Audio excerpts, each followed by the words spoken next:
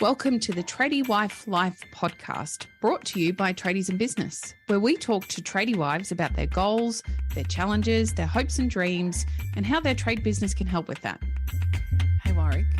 Hey, Nicole. I'm so excited. Every episode, it's a mystery. It's one of those wonderful things about my life. I never know what you're going to come up with. But you do know that I will be researching my joke right up until the last second before we press record. You know that much, so you know it's coming. And it's research in inverted commas, listeners. The YouTubers can see me do the air quotes. I worked very hard on this one. Are you ready? Righto, hit me. Did I ever tell you that I wanted to be a doctor? No, you did not tell me that, Nicole. No, I just didn't have the patience. Boom, tish. We even got a strangled chortle out of our guest who's supposed to be sitting here waiting quietly. We've worded her up. It's like, we're going to do our funny thing while you just sit here on Zoom. I mean, I'm a bit of an idiot because there's a thing called a mute button, so I could always mute the guest so we don't get the strangled laugh or the groan comes through occasionally. I'd like the groan. That was pretty good, Nick. That was pretty good. It was a pity laugh. A pity laugh. Oh, thank you. Thank you. I told you I was helping you out with your husband here, and now you've come in with the sledge. We haven't even... All right, you're right. But listeners, I did just find out that she literally Googles the joke seconds before. 100%. We're going to have to edit that out, Amy, because now all of our listeners won't be quite so, supportive of Coxie and hating on me for not thinking that Nick's jokes are hilariously funny. You just remind them of all of their own brothers that are forever paying out on their sisters, and they listen to you not laughing at me properly, and they think, oh, he's at it again. And sisters are just smart because they do it away from the public eye and get away with it. Anyway, let's welcome our guest, Aimee Stanton. Welcome to the Tradies in Business podcast. Thank you. Thanks for having me. Stoked to be here. Pleasure. Looking forward to our chat. Yeah. Now, I'm going to admit to living under a bit of a rock. I don't watch television. I don't follow much on social media at all, unless it's to do with mountain bikes and wearing micro spikes in the hills, much to Coxie's disgust. Yeah, I'm just thinking now everybody's laughing for a different reason. Oh, I've been laughed at my entire life, and I've turned it into a profession, Coxie. Yes. So... Aimee, please tell our listeners, in case there's anybody as ignorant as me out there listening to the show, please tell them who you are, a bit about, how you've turned out to be this famous on the Tradies in Business podcast. I mean, this is like the pinnacle of fame. I wouldn't say that. I would say it maybe a Z-grade celebrity. But yeah, whatever's going. I've been on a couple of reality TV shows. I was on Survivor first, horrible at it, couldn't lie, do very well. So got booted from that and decided maybe I'll go on something I'm good at. I'm good at renovating. So then went over to House Rules and did pretty well at that. And here we are. Nice. You did very well, didn't you? Now, I was reading this before we jumped on today, and I'm going back to read it, and I could just say to you, where did you came second? There you are, I found it second. That's pretty impressive. That's not easy to do. Yeah, but by a point. So we'll spewing back look, everyone's a winner. Everyone gets their house renovated. Yeah. As you can see, live in such a beautiful house now. So amazing. Yeah, super blessed and super stoked with how it turned out. Nice. I find this really interesting, Aimee, because as a builder, we don't watch any renovation shows because are we going to make this an explicit episode? I feel like we should. We're about to. Okay, it just pisses off the builder when he's watching renovation shows. He gets so cranky, and it's a communal thing I find with most tradies. They really don't like the renovation shows. And you've not only embraced it, you've done it. You've actually gone and been a contestant on one of these renovation shows. So tell me about that process. Do you get any pushback when you talk about it? Did you have to confront your own uncomfortableness around doing it, or was it just, nah, I'm in this? It was, look, I like giving everything a crack, and it's like you do an adventure, you smash it out, then you move on. So this was something like that. And when I kind of said to Kane, I'm like, oh, let's do this show, he's like, oh, okay. Like he was a bit shy at the start, but then he's just loved it and loved being on camera. But regarding the building side of things, I didn't know what to expect. They said we renovate the house in a week. everything done a week. And I'm like, surely not, like, surely not. And then, yeah, it's a week. It's a week of no sleep though, but we're talking 60, 70 tradies on site, smashing it out. Everything gets done properly, of course, but there's the aspect of get it done. I wouldn't look too closely at my paint job in there. Don't check the corners. You give and take, and it is just the most hectic job site you'll ever be on. But having everyone there as a crew and smashing it out, you're like, yeah, this is cool. It's a good environment to be in. But most of the time, I didn't actually pick up the tools that much because most of the time I'm off shopping and Kane's on site, being the foreman, which is really good because he's had so much experience in that. And yeah, I was just out working my magic with the cushions and stuff. Very new to me. God. Working your magic with the cushions. I love it. Look, it's a secret power, Warwick. I know. The cushion count, or the pillow count, I don't know which one it is, cushions on our bed is increasing every year. My wife's like, oh, this one's nice. And then to make the bed, it's like you got to restack all these freaking cushions in the right order. And I just leave that to her. That's why I don't make the bed. It's too much stress. Oh, it is a lot of stress. We have a lot of cushions on ours. Kane, though, he likes to turn into a joke. Like, I'll come home and I think the last one he did, he called it the waterfall, and he stacked the cushions up and had the throw going down. Like, it's always something new if Kane makes the bed. The cushions are all over the joint. Now, I really can't imagine a job site where there's more than half a dozen tradies on the site at once, much less like 50, 60 people on site. Does it create arguments the way I imagine it must? Oh, it definitely does create arguments, but I suppose from my perspective, me and Kane, we're so easygoing and we're just like, yeah, you give some, you take some. But yeah, there's stacks of arguments about what section's yours, whose tradies are who, but the key is relationships. I know with us, and in life as well, on the job site in real life, I found it's building good quality relationships with your co-workers, with your bosses, and just, having a laugh and actually relating to them and talking about things that you're both interested in and building a friendship, because that is the major thing when it comes to, oh, mate, can you come do this? We'll give you a slab and, and then they'll come do it. That old chestnut. Yeah. 100%. Paying by the slab. You're not just a reality TV star, you're a plumber. Yes. And that's only the beginning of the journey, but let's focus on this one for a little bit. Tell us about your plumbing journey. Yeah, so when I was young, I didn't really know what I wanted to do. And I actually started studying beauty therapy, was horrible at it, couldn't paint nails. But you can arrange cushions though. Now from Google, now I can arrange cushions. But I was just hopeless. I got expelled and I just didn't know what to do. And then, I was like, oh, I can work with my hands. And I remember someone said to me, oh, you couldn't be a tradie. Women can't be tradies. And I'm very stubborn, guys. And I'm like, yes, they can. And from there, I went and decided, which I only figured out the other day, why I went down the road of plumbing. It wasn't because I liked dealing with poo. It was because my dad, we used to go camping together, and he took me to the servo after we'd go camping to get an ice cream. And I remember this one time I reached for, the Magnums, the really expensive ice cream. And he looked me in the eyes and he said, Aimee, that's a plumber's ice cream. Only plumbers can afford Magnums. In this house, we eat frosty fruits. And so from that day on, I'm like, what's this? Well, maybe if I become a plumber, I can eat all the Magnums in the world and my life will be amazing. So I applied for 120 jobs, become a plumber, and I heard back from one. Wow. And I always thought, which I'm sure it was a bit, we're talking 10 years ago, guys.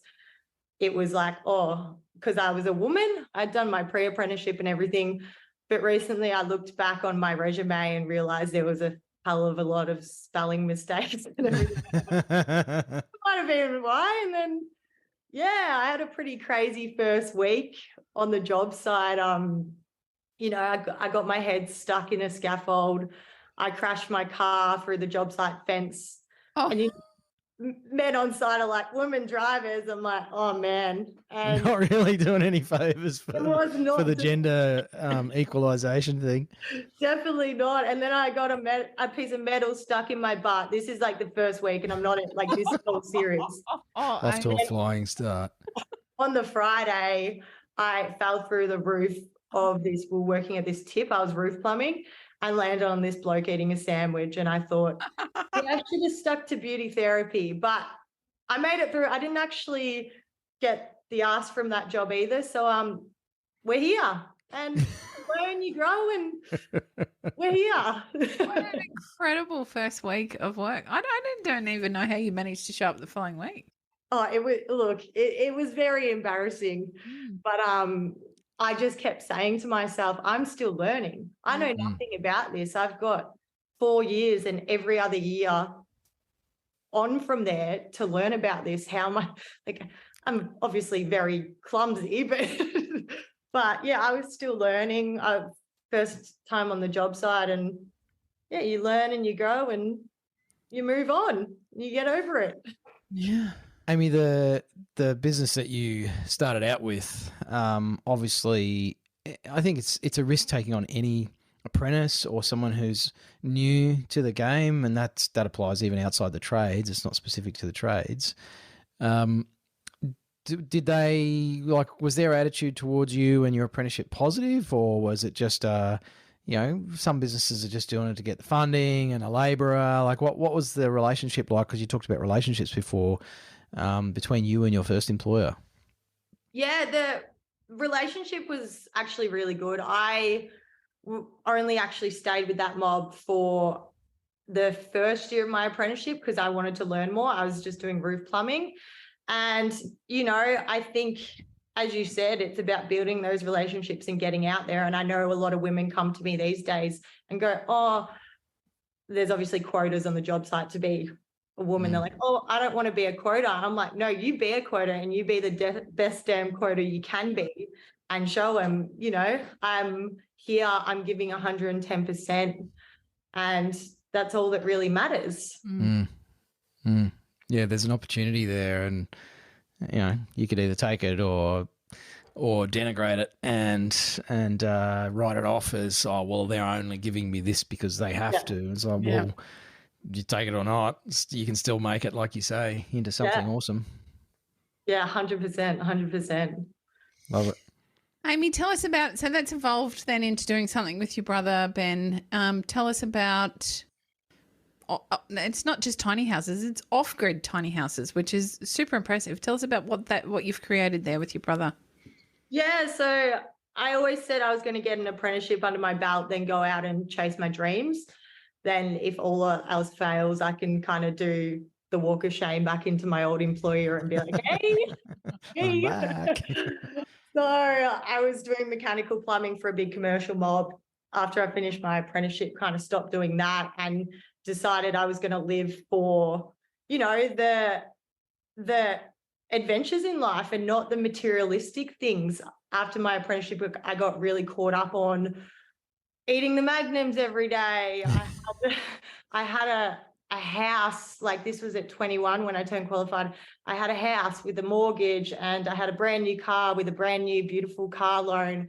And from the outside, it looked like I had it all. This amazing commercial plumbing job, this car. I even had a pet pig named Constable Crackles. And I just woke up one morning, I'm like, no, there's more. There is more to life. I want to see what I can do, how far I can expand myself. And so I quit my job. I sold everything. I gave my pet pig away to a guy I used to work with. He has a farm, not that type of farm. The kids, where your dog goes, but a farm. And yeah, from that point in time, I did this big walk from Melbourne to Canberra, and that's the moment that really changed my life of, okay, I'm going to create something with my passions and turn it into my purpose. So every day I'm waking up and absolutely love getting up. And after about 2-3 years of traveling, my brother he was an accountant and fell into the same thing as me of like, nah, this isn't for me. I want to live a life of adventure and passion and ambition. So we went traveling for a bit together as well and came back, and we just started writing down what we were good at and our passions. And it was, building. We had management skills. Ben had accountant skills, and it was about off-grid. And the main thing was getting people from work to go to an off-grid place with their loved ones, spend time, take their annual leave, and just really immerse themselves in nature. So that's when we came up with the concept of tiny stays. Our dad's a builder, so he helped us build our first tiny house. They're completely off-grid, so we have gas bottles connected to the hottie and the stove. We have solar panels. We have a water tank.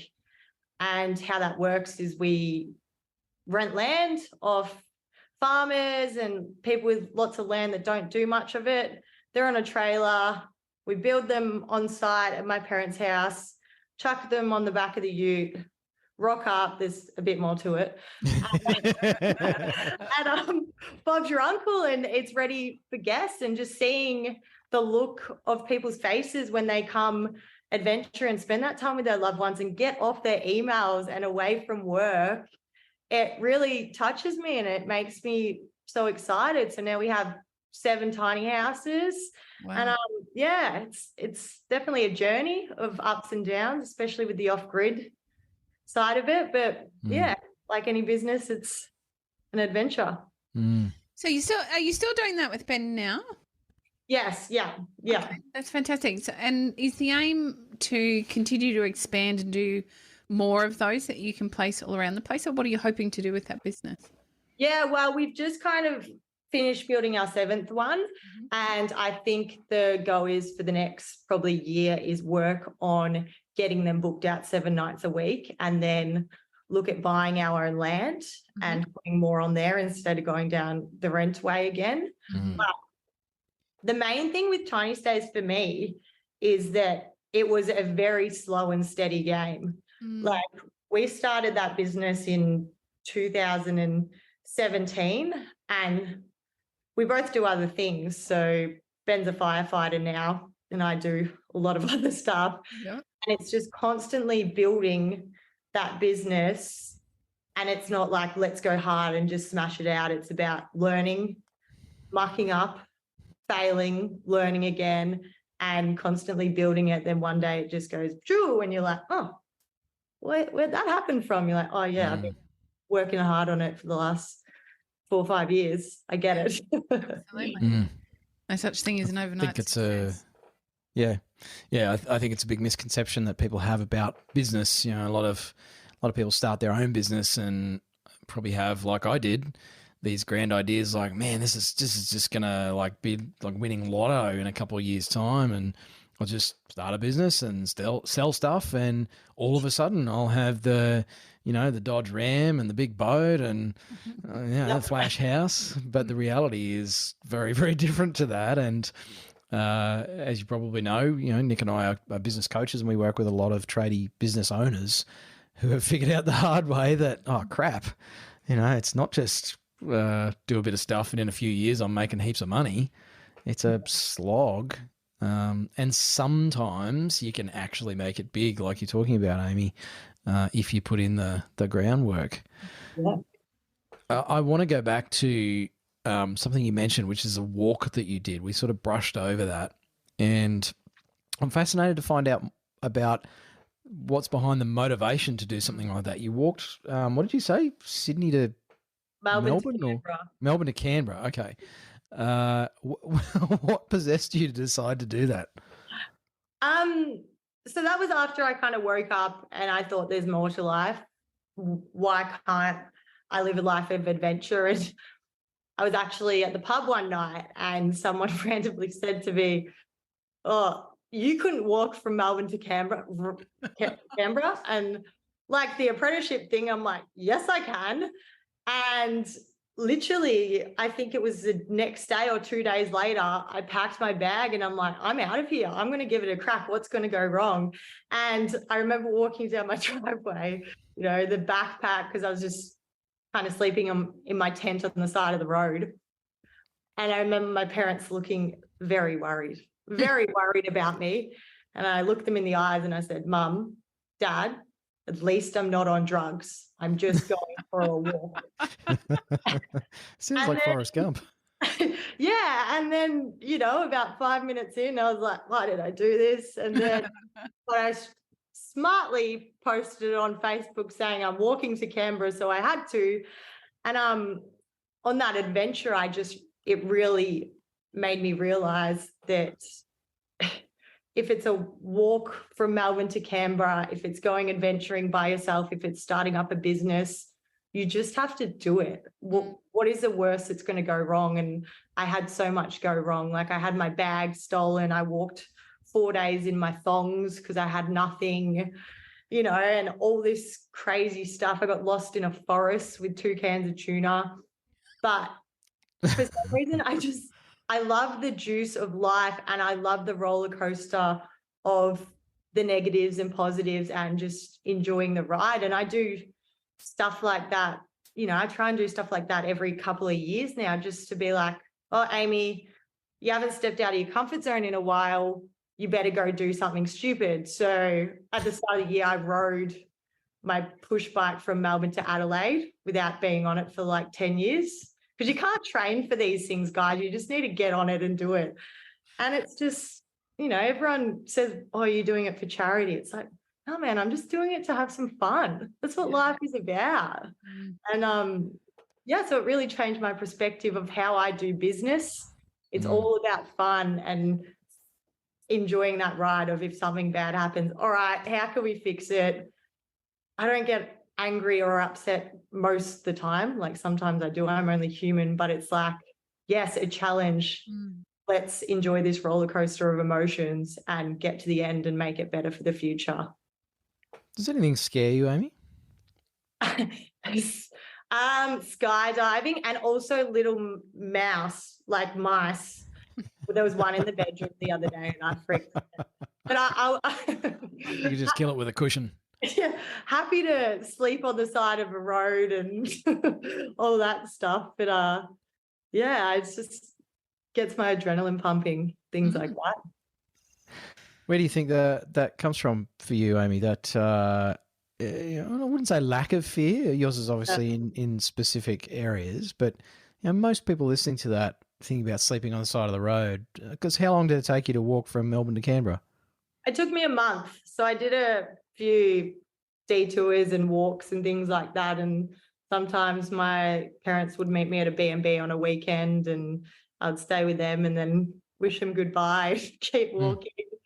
But it's more that thing of, if I don't do this now, I know, and I always, as cliche it sounds, I always think about and actually look at people that are 60, 70, 80, and I wish I should have done that. I wish I should have done that. And like, my parents are amazing and very driven, and my dad's a builder. He has his own business, and mum runs B&Bs. My mum's kind of scared of going on like a kid's roller coaster. So the fear thing probably isn't from her. But I don't actually know. I think it was just the thing that scared me was not having this one life and doing it in an adventurous way and trying random things. That's what scares me the most. That's a good point.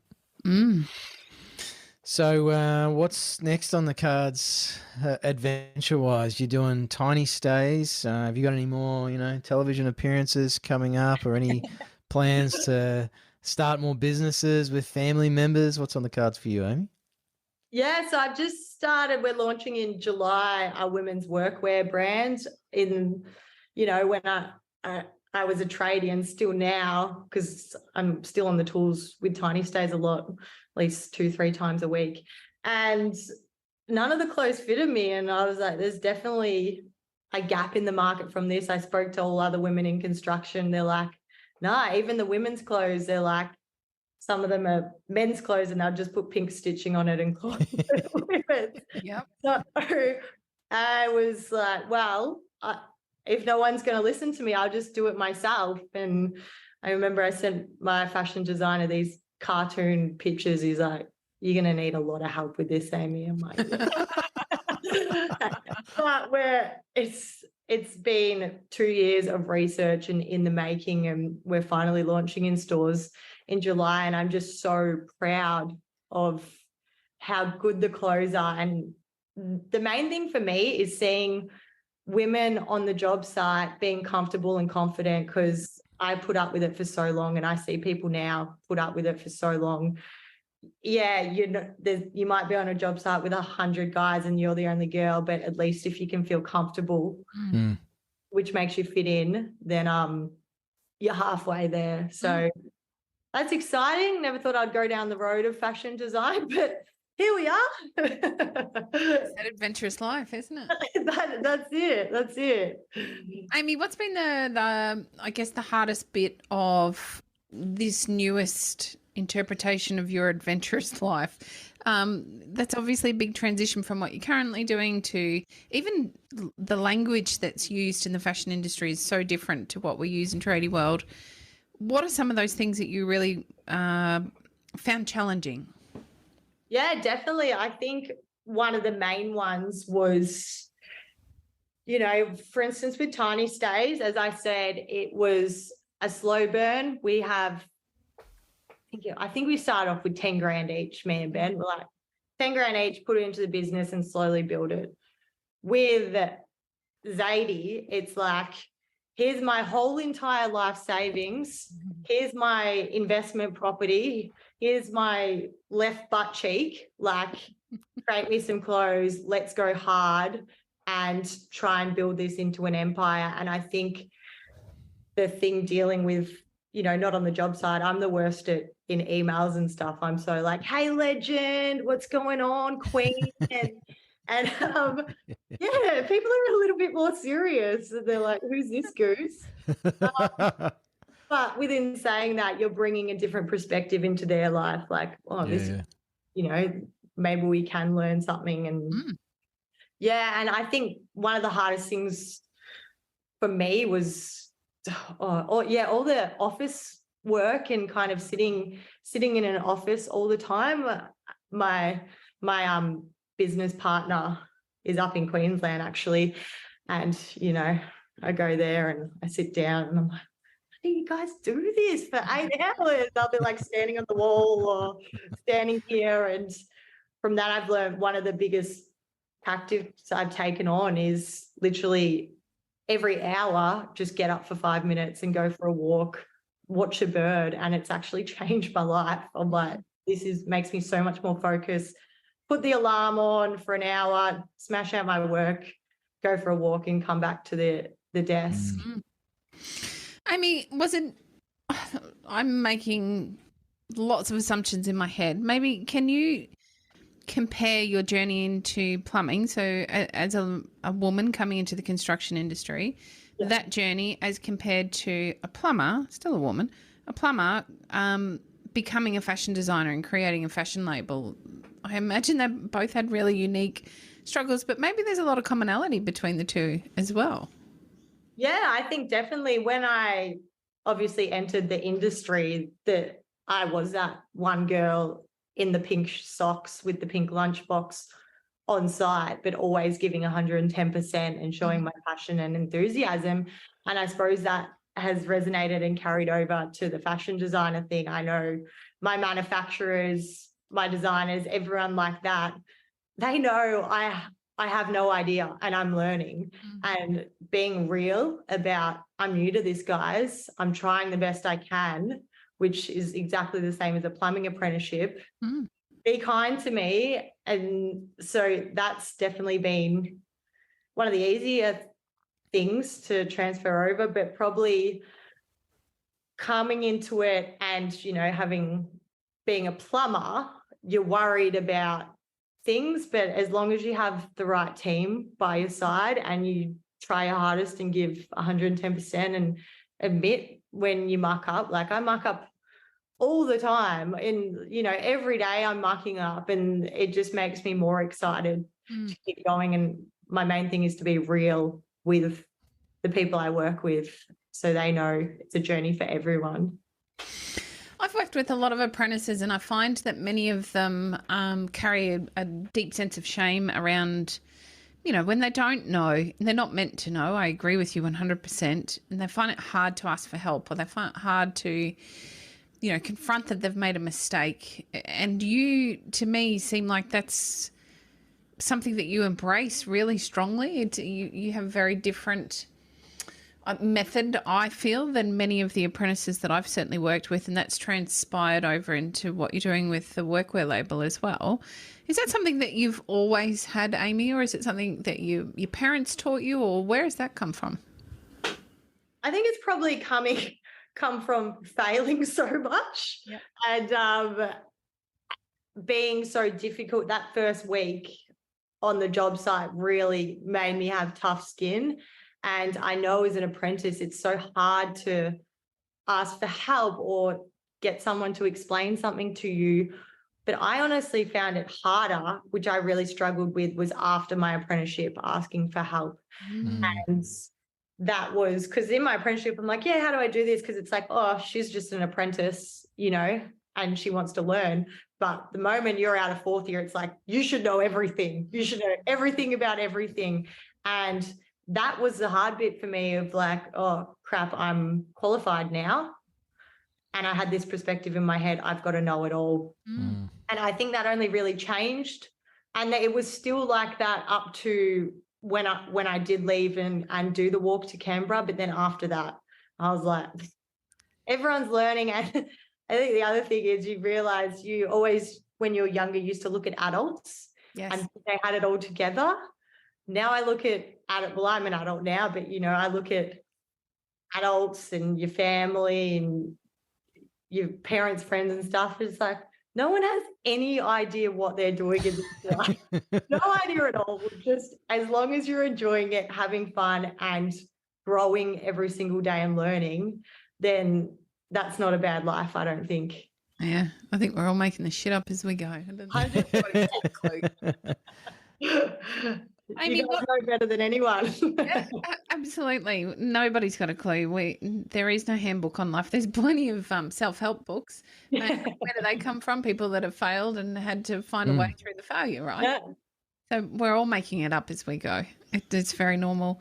Aimee, Zadie, tell us about what that looks like in terms of launch. How do you find stores to stock your workwear?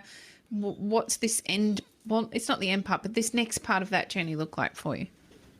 Yeah, definitely. So I kind of at the start was thinking of going down the road of purely, like everyone does, sell off my website from my back dodgy shipping container and then try to get some retailers on board.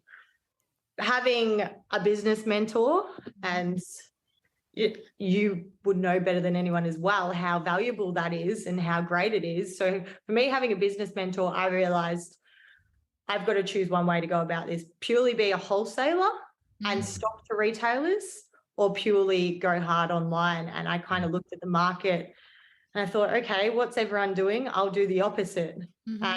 Everyone was stocking online and yes, getting in some workwear stores, but now my main thing with Zadie, apart from the end consumer, is I want to give my all to the retailers and show them I'm not selling direct to consumer.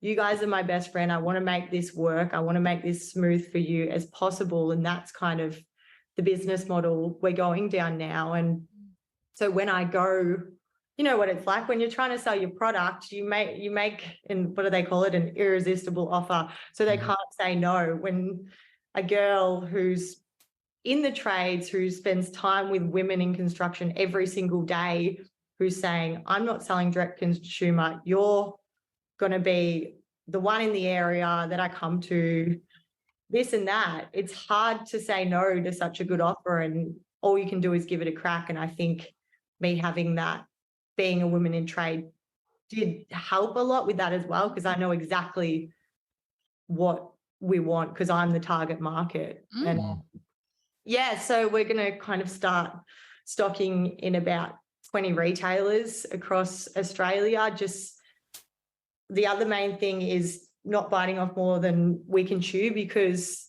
I don't want to come to a stage, which it would be nice if you did. It's like, I've got no stock for you guys. I'm so sorry. It's like, we sell 50% of our stock and then keep the other 50% so it can slowly, it's all about getting that customer and just appreciating them and giving them the best value you can. And I think if every single person follows that business model, it is hard to fail, as long as you're just looking at your end consumer and what they want and what they're asking for. What sort of pieces will you have available, Aimee, at least in this first instance? We have, I found the biggest problem with other workwear was the bottoms, because, women have hips and thighs and butts, and yes, we do. And most of the time are pretty straight. Yep. And so it's going to be shorts, pants, overalls, and then kind of build the range from there. But I'm just focusing on what the industry needs at the moment, and then building from there. It's fantastic. Have you had some market feedback? So have you sent out some samples to some of your tradie lady mates and gotten some feedback from them around what works and what doesn't work, and then built off the back of that? Yes, definitely. It's literally been a 2-year process. The first thing I did was actually do a survey. And I just think this is such a good idea for any market research giveaway. I gave away, because my target audience was tradies, $100 Mitre 10 voucher, and said, fill out this survey. And I had more than 2,000 women in the trades complete it, and it asked them every single question on basically, what do you want? What material do you want? How do you want it? Cuff, no cuff, this, that, sizes. And so I had all my market research in one spot. And then once I got the products, it's constantly trying them on different size 10s, for instance, because there's tall, slim, there's, slightly larger, shorter, and it's really hard as women to one size fits all. And I'm sure you can't please everyone in business and in life, but you can try the hardest you can to please the majority of people. So it's been constantly back and forth from the manufacturer, making sure the product is 100% perfect. And I know people say just perfect doesn't matter, get it out there. But when you are spending your life savings on this first load of things, you want to make sure it's pretty good. You really do. You want a good user experience. Yeah. Aimee, you mentioned having a business mentor, and I can't let that go. As a coach, of course, I want to make a point of this for our listeners. How did you find them? Did you decide that you wanted one, or was it an accidental relationship that's happened? I'm from the girl who got expelled from school, and now the girl who just loves and embraces learning every single day and online courses and reading and this and that. I think I started going to conferences and seeing the value in having someone there. You can even talk about things and get a different perspective, because your mum and your husband are going to go, yeah, that's great, sweetie. Yeah, that looks good. But in the hard truth, you need someone there to say, get your stuff together. No, that's not going to work. You need to do this. And it holds you accountable. One of the main things is getting held accountable for what you do. And the biggest thing, if you invest in a mentor or, whatever it is, you're going to be like, I have to do this now. I'm going to smash it out because I've invested my money into this. That's right. And just having someone there to talk to and have a different perspective on everything has just changed my life. So I'm always constantly looking, and I always say to myself, when I'm making absolutely huge dollars, I'm just thinking about all the tens of thousands of dollars of courses I've got to go to. Return on investment. Yeah, because that's it.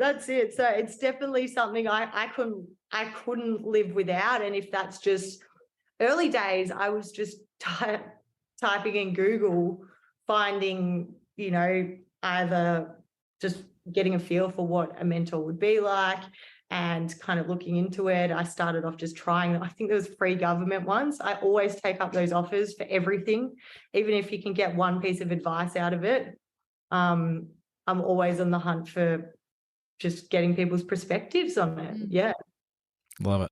Love it. I love how open you are to, I guess, outside information. Everything you've talked about so far is you're just willing to give things a go. You're open-minded.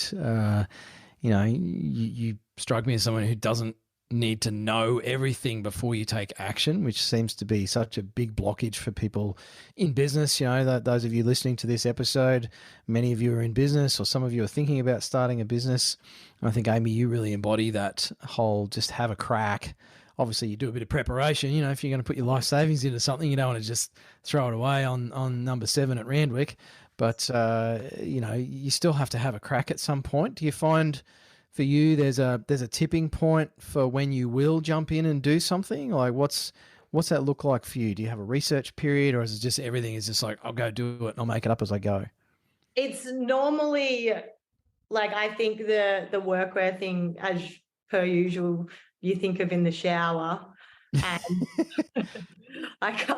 and then from there you kind of get the research. I think I do a 1-page business plan that is written on paper and pen, get the research, and then kind of think to myself, no, this is going to work. And it's not till months and months of kind of figuring out what you're going to do. You put your life savings into it. Yeah. But even then, I don't know what's going to happen.